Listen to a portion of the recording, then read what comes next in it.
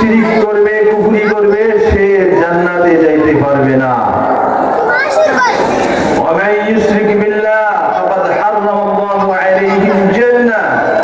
যে ব্যক্তি শিরিক করবে তার জন্য জান্নাত হারাম, সে কখনো কোনোদিন জান্নাতে যেতে পারবে না। আল্লাহকে চিনতে হবে, আল্লাহকে মানতে হবে। আল্লাহ সুবহানাহু ওয়া তাআলা বলেন, ওয়া মান ইয়াত্তাকিল্লাহা ইয়াজআল লাহু মাখরাজা ওয়া ইয়ারযুকহু মিন হাইথু লা ইয়াহতাসিব। ওয়া মান ইয়াত্তাকিল্লাহা ইয়াজআল লাহু মাখরাজা ওয়া ইয়ারযুকহু মিন হাইথু লা ইয়াহতাসিব। আল্লাহ সুবহানাহু ওয়া তাআলা আমাদেরকে মানুষ বানাইছেন, শুধু মানুষ, এই মানুষের উপর শ্রেষ্ঠ মানুষ বানাইছেন। তারপর ঈমান দান করেছেন,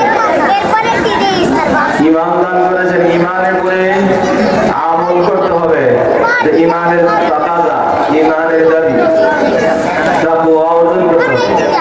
যে ব্যক্তি তাকওয়া অর্জন করবে আল্লাহ তাআলা তার সকল আপদ দূর করে দিবেন। বলেন সুবহানাল্লাহ। কি অর্জন করবে?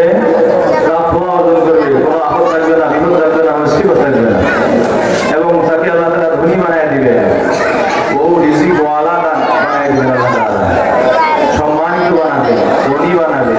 যার ভিতরে তাকওয়া আসবে আল্লাহ তাকে ধনী বানায় দিবেন। লাইসা লানা বিকাসরাতিল আমল ওয়ালাকিনাল গিনা গিনান নফস।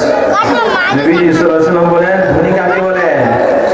ধনী বেশি টাকা হলে, বেশি সম্পদ হলে, বেশি আসবাবপত্র হলে, বড় বড় ফার্নিচার, উন্নত মানের ফার্নিচার হলে, এবং দামি ফ্রিজ, দামি এসি, ঘরের মধ্যে উন্নত উন্নত জিনিসপত্র থাকলেই ধনী হয়ে যায় না।